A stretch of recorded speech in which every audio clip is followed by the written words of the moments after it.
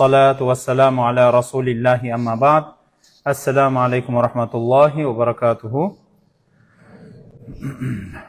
Құрметті бауырлар, Аллахым құлшылық ғибадаттарымыз баршасын қабыл етсін.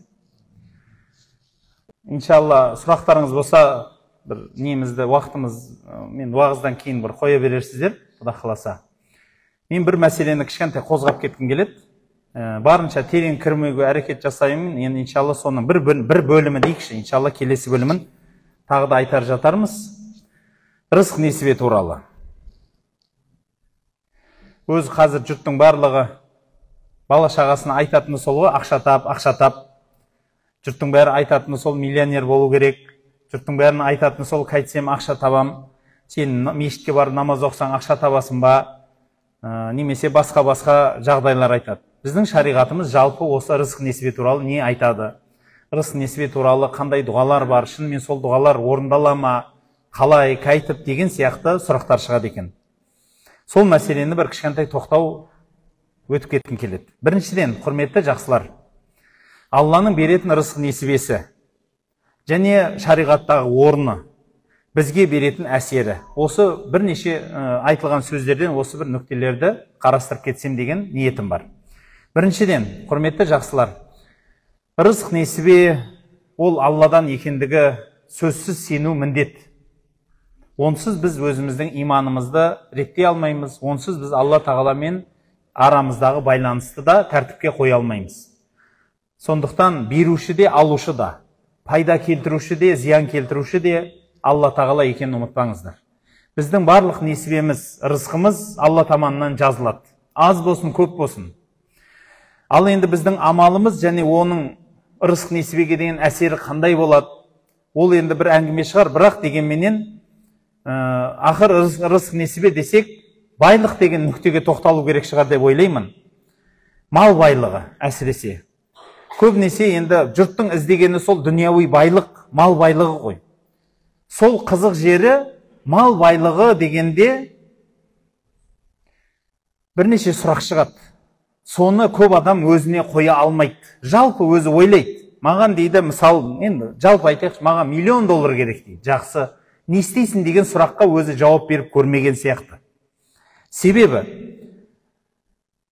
ақша бұл құрал.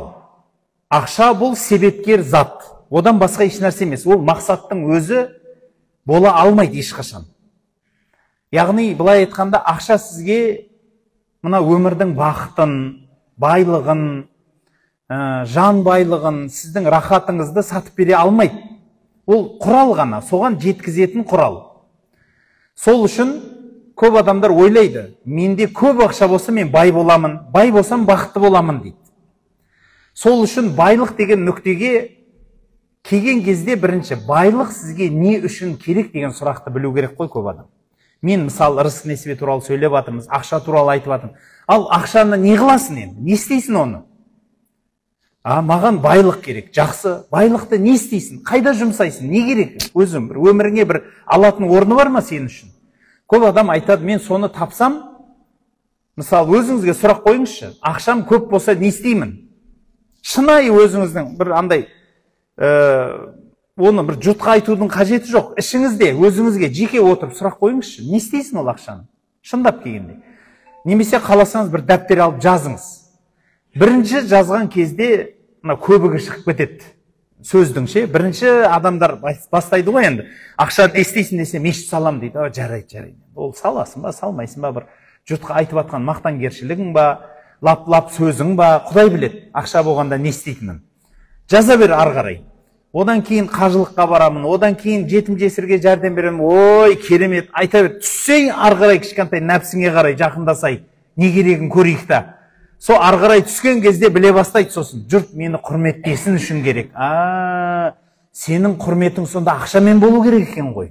Әңгіме сонда екен ғой. Сен өзіңді кем санайды екенсің ғой. Кем адам өзін кем санаса, оның орнын ақшамен жабам десе, өте қателеседі. Өзінің кемшілігін ақшамен жапқан адамда жүрегінде кемшілік бар, ол бітпейтін аштық қой ол. ол адам ашкөздікке барады. Өйткені ақша ешқашан сіздің ішкі сенімсіздігіңізді жаппайды. Сіз сол сенімсіздігіңізді өзіңіз түсінбейінше, мысалы айтайық, сенімсіздік неден шықты сенде? Сол өз-өзіңе сенбейтінің, өз-өзіңнен қорқатының, жұрттың алдында сөйлей алмайтының, жұрттың алдында бір нәрсе істей алмайтының, шыға алмайтының, ұялатының, қысылатының, соның бәрі неден шықты? Не себепкер? Соны шешпей, сен оны ақшамен жабам десең, бақыт таппайсың. 100% айтам.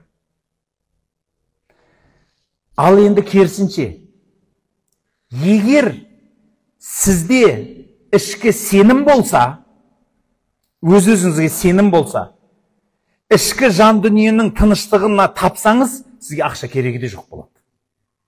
Ақша ол жолшыбай сізге табылатын дүние болып қалады. Өйткені бірінші байлық, халқымыз айтады, қанағат. Түсінесіз ба? Адамның ішкі жан дүниесінің байлығы.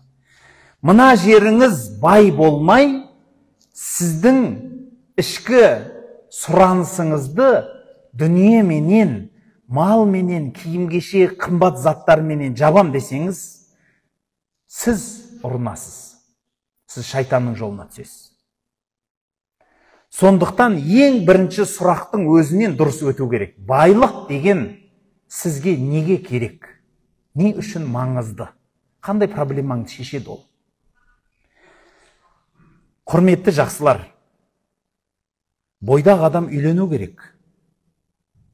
Бірақ не үшін деген өзіне сұрақ қоя алмайды көп адам. Кедей адам бай болам дейді. Неге екендігін өзін білу керек. Біліңіз. Қандай жауаптар дұрыс? Мен мысал айтайыншы, жауаптар. Шариғат бойынша дұрыс болуы керек болған жауаптар. Саған байлық не үшін керек деген кезде, мен өзге адамға қолымды жаймас үшін, қайыр сұрап кетпес үшін. Ол дұрыс. Ол дұрыс. Өйткені біліңіз, мал іздеу, ақша табу, егер дұрыс ниет болса, дұрыс орнымен болса, ол құлшылық ғибадат екен. Қызығы? Ол ғибадат екен. Намаз оқу, ораза тұту қандай сауап? Ақша табу да сондай сауап болады. Бірақ егер оның орнын дұрыс қолдансаң, ақша табудағы мақсат басқа болу керек. Мен өзгеге қолымды жаймауым керек. Мен бала-шағамның қолын өзгеге жайдырмаймын деген мақсат болса, Алла үшін деп әрекет қылсаңыз, сіздің мал үшін әрекетіңізде береке болады.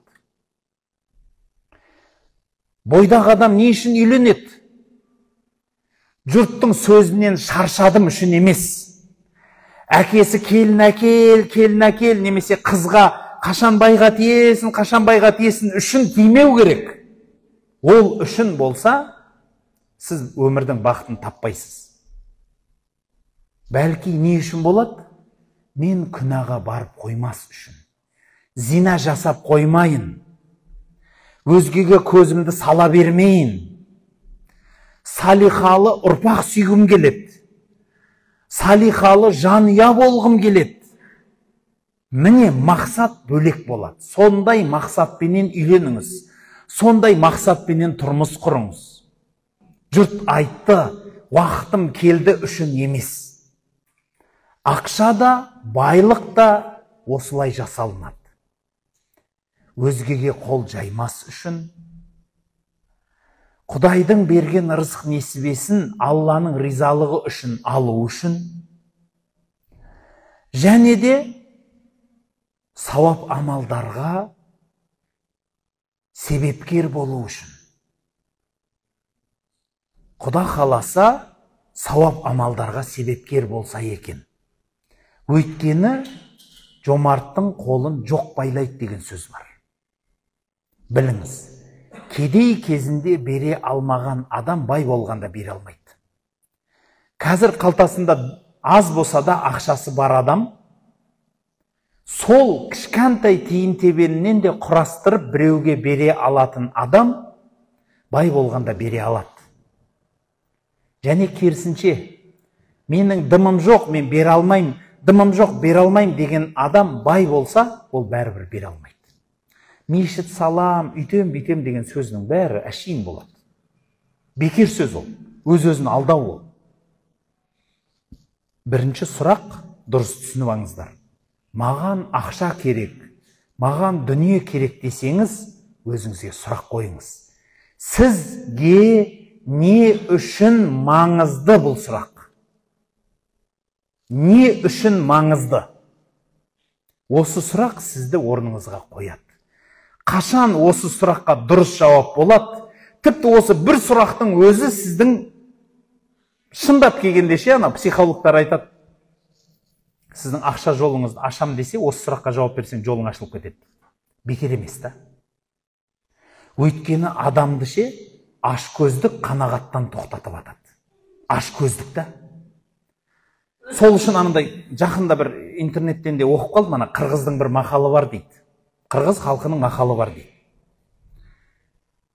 Тоқ жерден қыз алсаң, берген сайын құлпырат дейді. Аш жерден қыз алсаң дейді, болған сайын жұлқынат дейді. Қандай тауып айтылған мақал, Тоқ жерден қыз алсаң дейді, сол қызға берген сайын, немесе сол қыздың үйі байыған сайын арғарай тұрмысқа құрып, ол құлпырат дейді. Одан сайын жақсы қасиеттері ашылып, жұртпен, ағайынмен араласып, туысқаншыл болып, елге, жерге жаны ашиды да, жанұясын сондайға жұмсайды.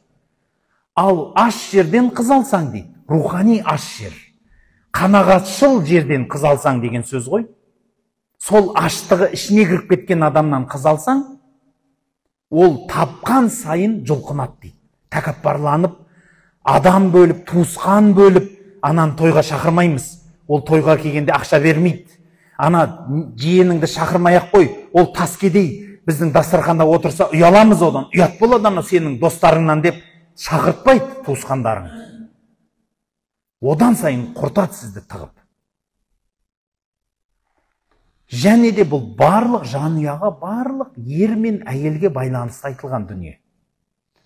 Адамның ішкі байлығы реттелмей, ішіңізді бай қылмай, сыртыңыз сіздің бай болмайды. Ешқашан. Жан байлығын таппай, сыртқы байлықтың пайдасы жоқ. Осы нүктеден кейін, менен қалғандарын иншалла келесіде айтармын, бірақ шариғатымыздағы мал табуға керек болған дүниені айтқым келеді. Құран-ы Кәримде Алла тағала сөзінде айтады. Нұх пайғамбардың сөзімен. Нұх алейхиссалам айтады. Алладан кешірім сұраңдар. Алла тағаланы күнәні кешіргіш қылып табасындар. Яғни Құдайдан көп кешірім сұрасаң, Алла сенің күнәңді кешіргіш етіп табасын дейді. Сонымен біткен жоқ, сосын сөзін жалғап айтады. Сендердің күнәләріңді кешірет дейді. Сол кешірім сұрағаныңа дейді. Рызық несібелеріңді көбейтеді. Сендерге аспаннан жаудыртып, бала шағаңды көбейтіп тастайды дейді. Бала шағаң көп, малың көп, күнәң кешірілуін қаласаң, Құдайдан кешірім сұра. Күнәңді тый, харам іске барма. Мал табам деген адам ендеше Құдайдың ризалығын табуы керек екен. Алланың ризалығын таппай ізденген мал берекесі жоқ мал. Біліңіз, ұрлық, парақорлық, арамақша, бұның барлығы сіздің сабырсыздығыңыздың себебінен болады. Түбі сіздің табатын несібеңіз ол. Ол сізге Құдайдан берілген несібе. Бірақ сол несібеге біз сабырсыздық қылып, соның есесіне ұрлық жасаймыз. Соның есесіне біз түрлі күнәларға батамыз. Ақша табамын деп. Арам жолменен табудың жолын іздейміз. барынша әйтеуір неше түрлі арам тірлікке барамыз, шариғатпен есептескіміз келмейді. Сөйтіп, шариғаттың үстінен өтіп мал тапқымыз келеді. Қызық жерін айтайыншы мен енді. Ол арам жолмен тапқан малды ішіп жесең, біліңіз. Пайғамбарымызда сөз бар. Арам менен табылған мал, содан біткен ет дозаққа лайықты дейді. Сіз егер малды арамнан тапсаңыз, содан сізге ет бітсе, сол ет дозаққа лайықты болады. Оның есебі әшейін өтіп кетпейді. Мүмкін мына дүниеде сіз сұраусыз өтіп кетерсіз. Мүмкін ұрлық қылдыңыз, пара бердіңіз, арам жолменен дүние таптыңыз. Мүмкін осы дүниеден өлгенде сол сұраусыз үндемей өтіп кетерсіз, құтылып кетерсіз. Керемет болып өтерсіз. Бірақ біліңіз, бұл дүние қанша уақыт, оның рахаты? 50 жыл, 60 жыл, 70 жыл. Ал 100 жасаңыз, 100 жыл. 100 жыл деген қандай екенін айтайын ба? Мына алдарыңызда ақсақалдар отыр, көкелер отыр. 80-ге келген, 70-ге келген, 60-ға келген ағалар отыр. Айтыңызшы, аға, 60 жыл өміріңіз, артыңызға бір қарадыңыз, алдыңызға бір қарағандай өтті ғой, зуылдады да кетті ғой. Кеше жігіт едіңіз, құлпырып жүрген, шаш қайырып, ой, шіркін-ай, күш қайрат деген асып тасып жүрген, темірді бұлай да илейм деген қара күш бар еді. Қазірше көкірек сайрап қалды әшейін, болды. Қалай өтеді екен жігіттік деген? Дауыл сияқты ғой, зуылдайды да кетеді ғой, гүп өтіп үрет, жоқ болды. Өмір осылай.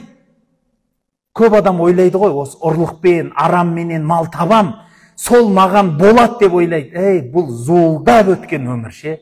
Зуылдап өткен өмір. Сол өмірден арамменен тауып, сонша 80 жылдап, 90 жыл, 100 жылдап өткен өміріңді ертең қабірде жатқаныңда, одан шығып, қабірден шыққаннан кейін қиямет күні жұрттың алдында шәрменде болуға арзымайды. Ол арзымайды. Себебі, мына дүниенің азабы, арғы дүниенің азабының жанына дым емес. Біз сабырсыздықпенен арам жолға барамыз. Ұрлық мал, парақорлық, әйтеуір сондай бір жаман нәрсеге барамыз. Сабырсыздық бізді ұрып тұрады. Өйткені Құранда айтылған, адам баласы وَخُلِقَ الْإِنسَانُ مِنْ عَجَلٍ. Адам баласы өз-өзін асығыстықтан жаратқан ғой дейді. Адамның жаратылысында асығыстық бар дейді. Біз асығамыз да тұрамыз ғой. Бола қалса, осы қазір, осы міне секундқа да жетпей боп қойса ғой деп. Бірақ Алланың сізге қайда болса да несібесі барын ұмытпаңыз. Берілген мал дүние, сіз іздеп атқан дүние байлығы, Құда қаласа амалын тапсаңыз сізге келеді ол. Келмей қалса да ше, қазақ халқында сөз бар, кедейлік ер жігітке намыс емес деген. Жігіттің намысын, мынау кедей деп намысқа тартатын адам ақымақ адам. Мынаның ақшасы жоқ екен деп айтқан адам ақымақ адам. Кедейлік ер жігітке намыс емес. Ер жігітке жігіттігі намыс. Жігітке сай болуы керек. Бір сөзді, бір істі, қолында кәсібі бар. Кәдімгі иығына жүк артсаң көтеретін нардай болу керек. Жігіттік деген сөздің толығымен айтқан мағынасы. Ал кедейлік ол Құдайдың беретін бермейтіні.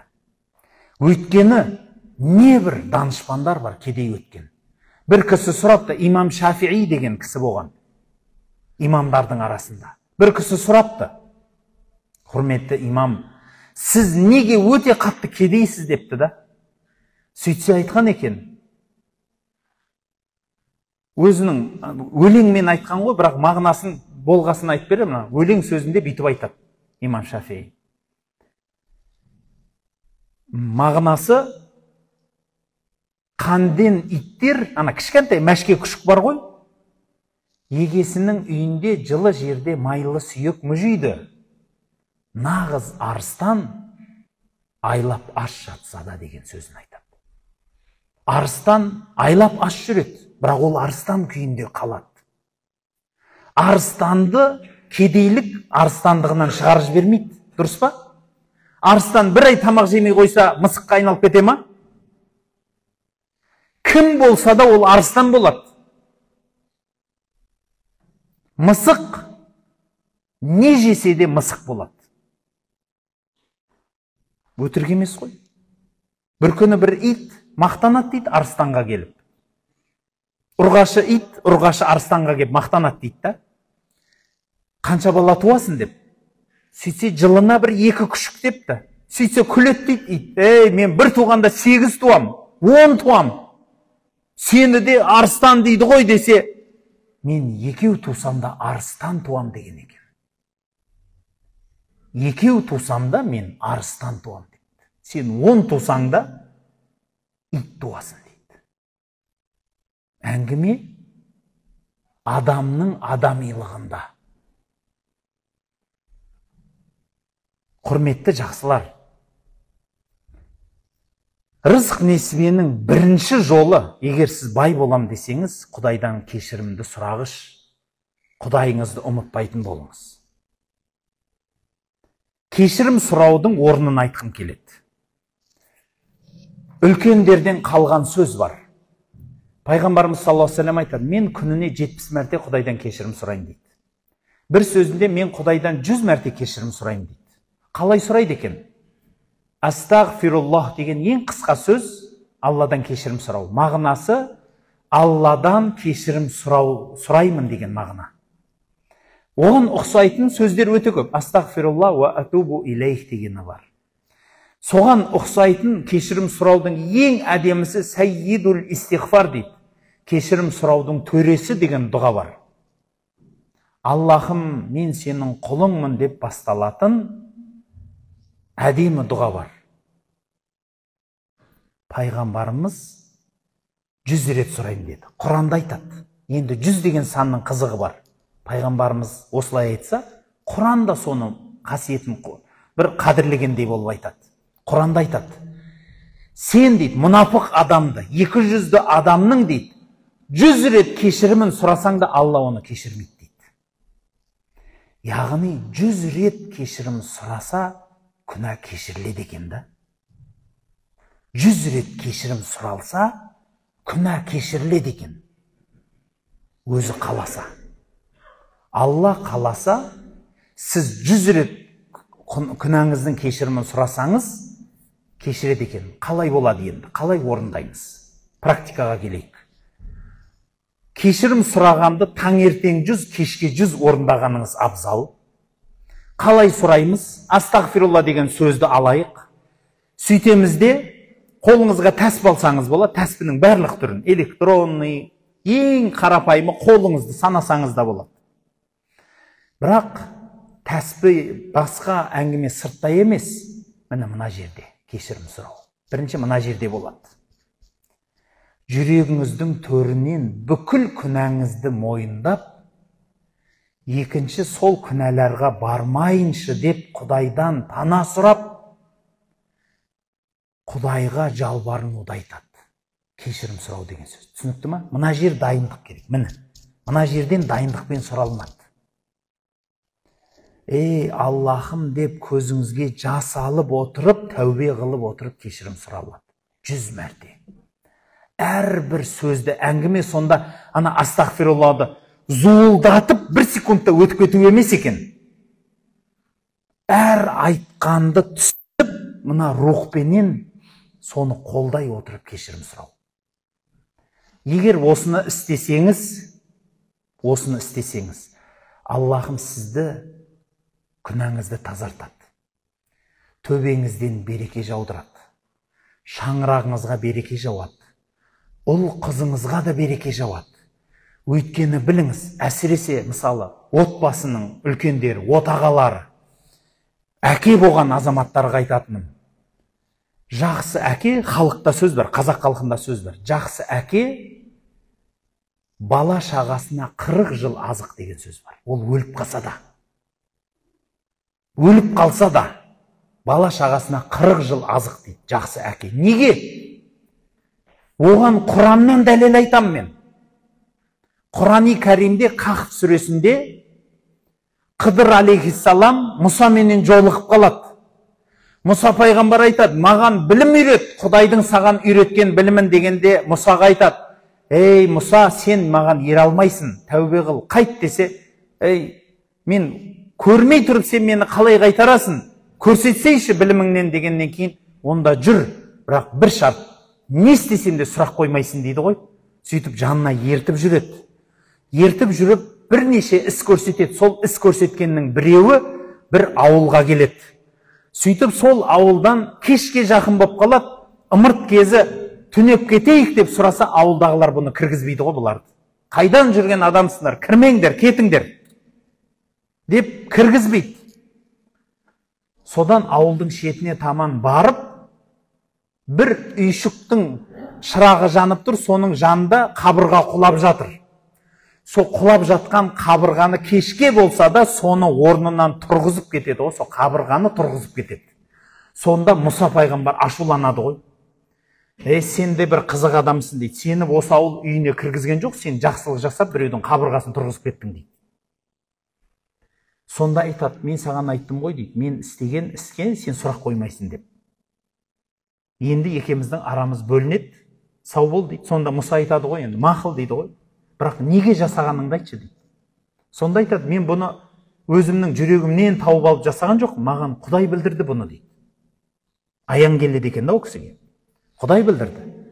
Себебі дейді, мына осы қабырға құлап қалған үйде, қабырға деген ана сыртқы қоршаған қораны айтып жатырмын, үйінің сыртын қоршап тұрған қора. Сол қабырға құлап қалды ғой, соны тұрғызып кетті. Сонда айтады, осы үйде дейді, жетімдер өмір сүреді дейді, бір жетім кісілер өмір сүреді дейді да. Бірақ бұлардың әкелері салихалы адам еді дейді, жақсы адам екен да. Жақсы адам екен. Сол кісі осы адамдар бала шағама деп осы бір жерге қазына тастап кеткен екен да, бір тиын тебен тастап кеткен екен, көміп кеткен екен. Соны анау жел тұрып қабырға құлап қойған ғой, ананың астына түсіп қалған. Енді ана қабырға жауып қалды, оның астынан таба алмай қала, біз қабырғаны тұрғызып кетеміз дейді. Сонда ертеңіне келіп, әлгі жетім балалар сол мына жерді не болды екен деп қазып жатып, сол қазынаны тауып алады дейді, әкесінің тыққан. Құдайды қарасаңшы, ол өліп қалды әлгі адам, бірақ Алла тағала қарасып, әлгі адамдарға несібе жеткізеді. Жақсы әке бала шағасына 40 жыл азық деген сөз бекер сөз емес. Ол Құранда дәлелденген сөз. Ендеше сіз жақсы ата-ана болам десеңіз, сіздің несібеңіз көп болса, бала шағамның несібесі көп болсын десеңіз, бірінші үйренетін нәрсеміз не екен? Құдайдан кешірім сұрау екен. Бұл нәрсені әдет қылыңыз. Алла тағаламен араңыздағы барлық нәрсені тазартып отырыңыз. Сонда қалай болатынын айтайын ба? Мысал айтайық. Сіз анда-санда бір байекеңнен қарыз сұрап тұрасыз. Жағдайыңыз жоқ болған кезде бір кісі сізге анда-санда қарасып тұрады. Екеуіңіздің араңыздағы мәмілені қандай қылып қоясыз, айтыңызшы. Мәмілеңіз қандай болады күніңіз түсіп тұрған адамға? Жаман бола ма мәмілеңіз? Ұрсып қалып, шақырған жеріне бармай қойып, жаңағыдай сондай болып тұрасыз ба? Олай емес қой, дұрыс па? Әлгі досыңыз ба, байекең қандай жиын жасаса, соның жиынынан табыласыз. Қызмет әрдайым ол еш нәрсе бермесе де, өйткені бір күні сіздің әйтеуір бір жеріне қарасып қалады сізге. Сондықтан қызмет ол сұрамаса да қызмет қыласыз. Одан бөлек мәмілеңізде жақсы қылып тұрасыз, көшеде көріп қалсаңыз, үндемей өтіп кетесіз ба? Жоқ, ассалаумағалейкум, пәленше, қалайсыз, қалай жағдайыңыз? Бір сондай ыстық қылып амандасасыз. Неге? Күніңіз түседі. Білесіз ба? Біздің күніміз адамнан көрі Құдайға көбірек түседі. Аллаға көбірек түседі. Мұқтаждығымыз көп. Бірақ Алла менен сіздің араңыз қандай? Соны тазартыңыз дегім келеді. Сол мәмілені тазартыңыз.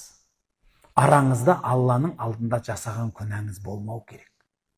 Алып тастап отырыңыз. Және де бүгінгі сабақтың тағы бір қолдаушысы, бұл бізге ең керек нәрсе, сізге рызық несібе керек болса, мынандай сөз бар ғой, пайғамбарымыз саллаллаху алейхи вассаламнан келген дәлел бұл. Бұны сахабалар істеген. Бір кісі, бір сахаба ауыр халде жатады. Сөйтсе, жанына барады ғой енді көруге. Жанына барған адам айтады ғой, енді мал дүниеңді, басқаңды қалай болып жатыр, жағдайың қалай дегенде, жағдайым жақсы, ана мал дүниемді садақа беріп жіберіңдерші десе, ей, бала шағаңа қалдырмайсың ба дегенде, мен бала шағама Уақиға сүресін үйретіп қойғанмын дейді. Сондықтан олар менің тапқан малыма мұқтаж емес дейді. Біліп алыңыз. Оны халқымыз да айтып қойған. Әкенің малы балаға не болады? Мал болады деген сөз бар ма? Мал болмайды. Әке балаға мал болмайды, әкенің тапқаны. Бала өзі табу керек. Өзі маңдай терлеп тапса, сол тапқаны оған береке. Балаңызға мал табатын жол үйретіңіз. Мал бермеңіз қолына. Мал табатын жол үйретіңіз, кәсіп үйретіңіз. Сондықтан сол мал табатын жолдың жанында рухани жолда бар. Ол амали жолды да айтып кетермін, екеуінің байланысын айтам қорытатын кезде. Уақиға сүресін ақшам намаз уақытында оқыған адам ешқашан кедейлік көрмейді деген сөз бар пайғамбарымыздан. Уақиға сүресін оқып жүріңіздер. Әйел бала шағаларыңызға үйретіп қойыңыздар. Уақиға сүресін оқыған адам ешқашан кедейлік көрмейді. Бұл пайғамбарымыздың өсиеті. Ешқашан қолымды біреуге жаймайым десеңіз, бала шағам біреуге қолын жаймасын десеңіз, уайымдасаңыз, онда әкенің мойнындағы нәрсе не екен? Өзінің жан ұясына Уақиға деген сүрені оқып үйрету. Ендеше құрметті жақсылар, бұл тақырып өте үлкен, бірақ мен қорытқым келеді. Бұл дүние мәдди, мағынауи дүниелерден тұрады. Мәдди дегеніміз, яғни зат. Заттан тұрады, және мағыналай нәрселерден тұрады. Біз кейде қатты қолмен ұстайтын заттарды іздейміз. Мысалы, мал дүние, ақша. Қолмен ұстайтын зат қой. Мағына емес ол, мағыналай емес қой. Ол нақты нәрсе.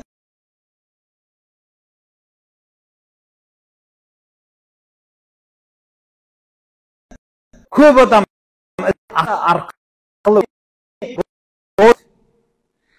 ақша арқылы өзіне жанның тыныштығын іздейді. Абырой деген қолмен ұстайтын нәрсе ма? Жанның тыныштығы қолмен ұстайтын нәрсе ма? Оның бәрі мағыналай нәрсе. Дұрыс па? Заттай нәрсемен біз мағыналай нәрсе іздейміз. Қызық.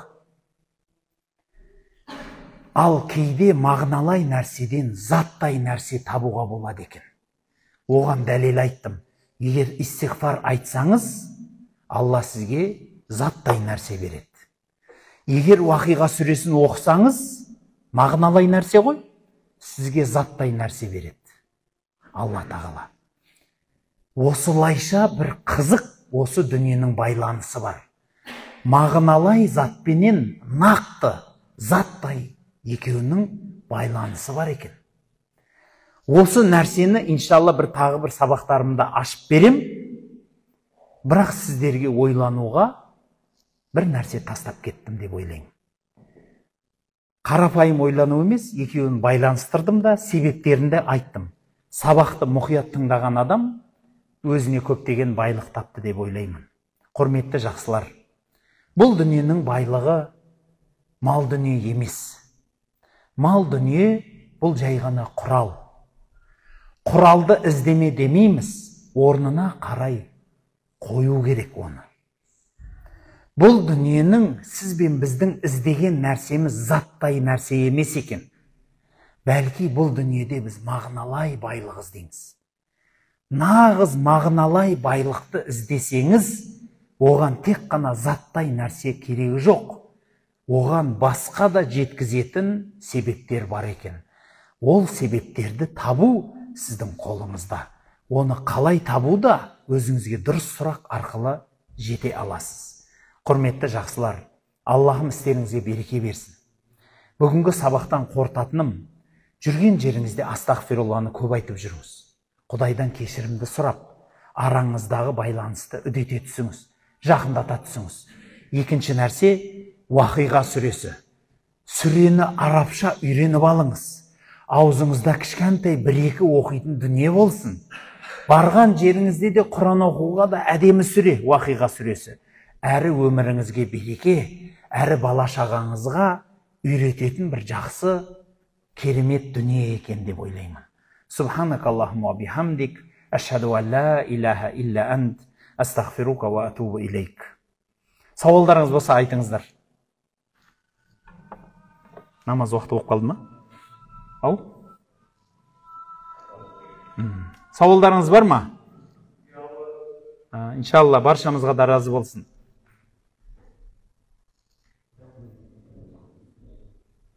Онда дұға қыламыз ба? Сауал жоқ екен, қыламыз ба? Сауал жоқ екен, қыламыз ба?